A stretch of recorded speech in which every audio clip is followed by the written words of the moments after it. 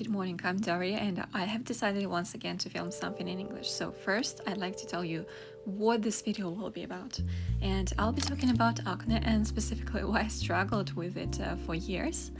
You'll also see a bit of the beautiful part of Tallinn, the city where I was born, live and grow. And also there will be a short trip to the stables where I do horse riding. And I hope you will enjoy it and feel free to support the video right away. Let's start from the topic about acne. I've struggled with acne for many years. By saying many years, I mean many years. I tried everything: dermatologists, cosmetologists, expensive skincare, and even strong acne pills with heavy side effects. But nothing worked. Eventually I discovered the reason that was real. So my acne wasn't just about hormones, it was about emotional part, and it came from stress, and that stress was caused by a toxic relationship. Years ago I started dating a guy who seemed kind and caring, so we all remember the situation with Wizard Lee. So the same happened to me, but I was really stupid and naive, so I took him back and I was like, oh, you want to come back? Sure, you can. So he acted like the perfect boyfriend, always posting pictures of us, saying sweet things, pretending to be loyal, and he was subscribed only for me. And I was like, okay, he's a good guy, but in reality he was cheating, lying, and emotionally manipulating me. And he was a coward narcissist. Back then I didn't know what that meant. I kept giving him second chances, thinking he would change, and each time I took him back, my skin would break out again. When he left me and went off with his just friends, who were never just friends, my skin would begin to clear. And I finally realized the pattern, and the more he hurt me, the worse my skin got. The more distance I had from him, the more I healed, both inside and outside. And after one final betrayal, I told him that please leave me. And the thing is that after I told him just leave me alone, he told me that no, it's me leaving you, Daria, not you leaving me. And I was like, okay, just leave. And the thing is that when finally I went far away from him, when I just realized that who he was and what should I do, so everything started to change. Within 3 months, my skin started healing rapidly, and I felt mentally clearer and stronger. It's been over a year now, and my acne is gone, and I'm just dealing right now with a few leftover scars. Now only use gentle serums and no harsh treatments. And so if you have been dealing with the stubborn acne, don't overlook emotional stress. Sometimes the root cause isn't on your skin, it's in your life. It's maybe based on the narcissist you're dating. And kinda, yeah, some things can change after you'll understand who is your man, and just look to the Wizard Lee situation and you will understand what I have experienced myself in my life. So the same situation as Wizard Lee's, but I wasn't pregnant, fortunately, yeah. And just the behavior of the man is similar. So I'm so kind, I'm so, I don't know, just I'm so helpful, but the man is just lying to you and making it so covered that you can't even understand what's going on. That's it. I'm done talking about the heavy stuff for now, but honestly, if anyone is interested, I might film a separate video later. I could go deeper into my acne story and what exactly helped me back then, what I'm using now to heal the scars, and how I finally realized that the root of it wasn't hormonal, but actually because of my toxic narcissistic ex, but that will come later. Right now, I want to show you something else, so a different side of this video. For example, a bit about my city. Just to remind you, I live in Estonia, I was born here, I grew up here, and I still live here.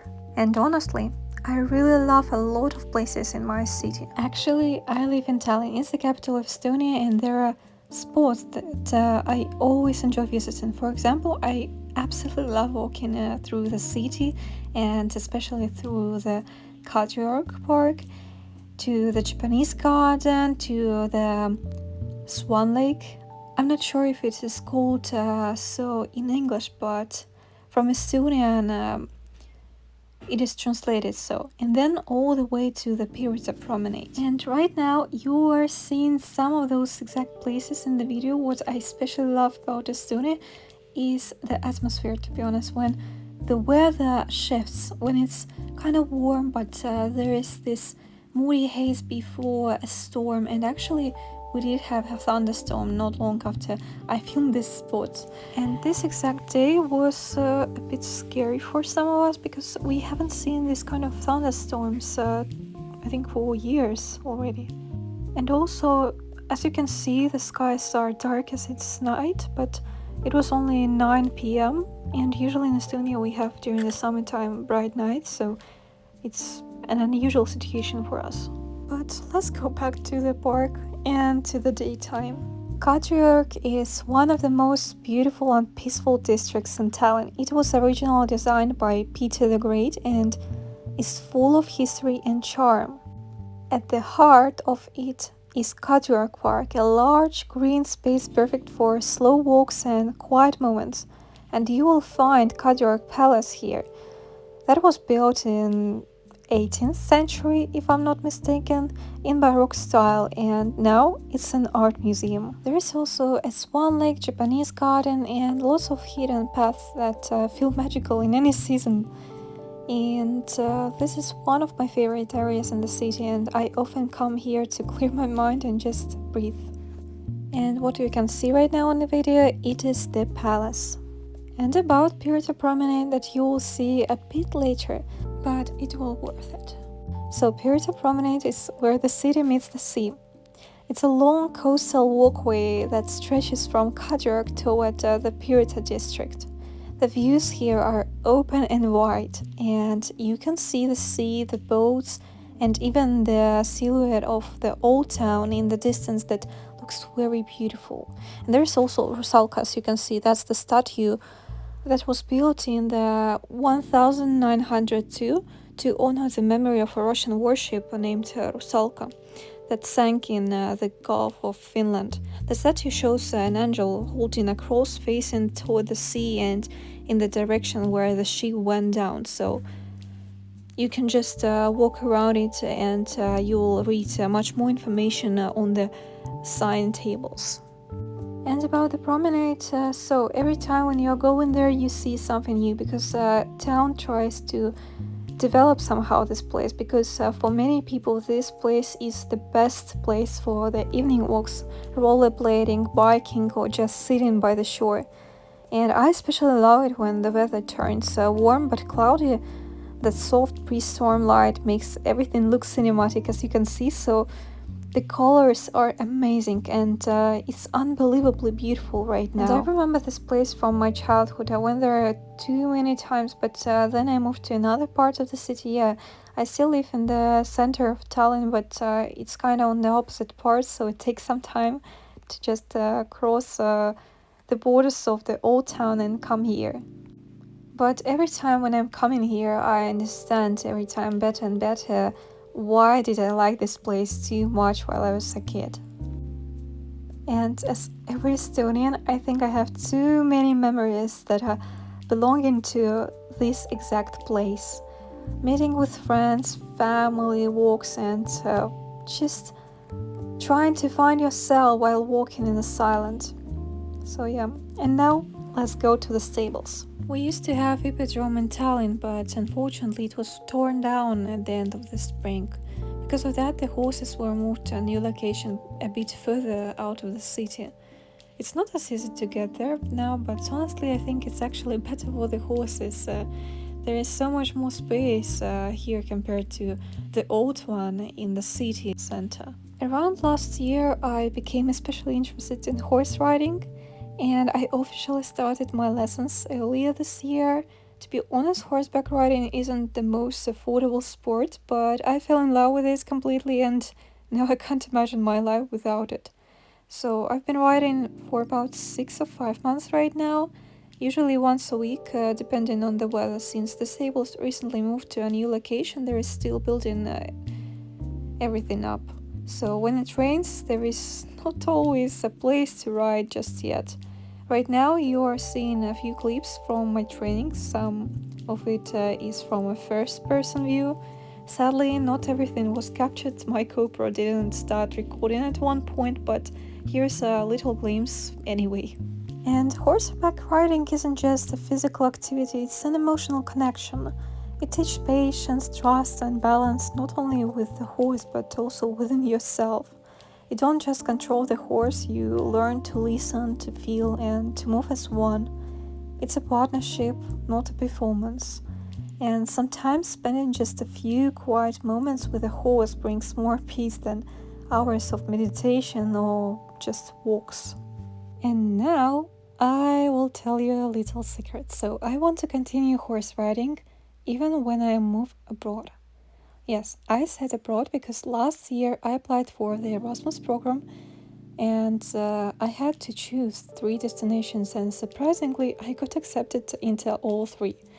In the end I chose one, a place where horse riding is actually quite developed, and in just a couple of months I'll be moving there. I'll be staying for about 5 months.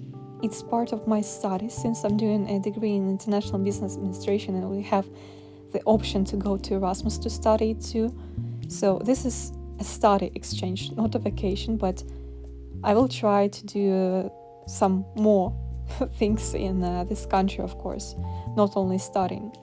But I really hope it becomes one of the most unforgettable experiences in my life.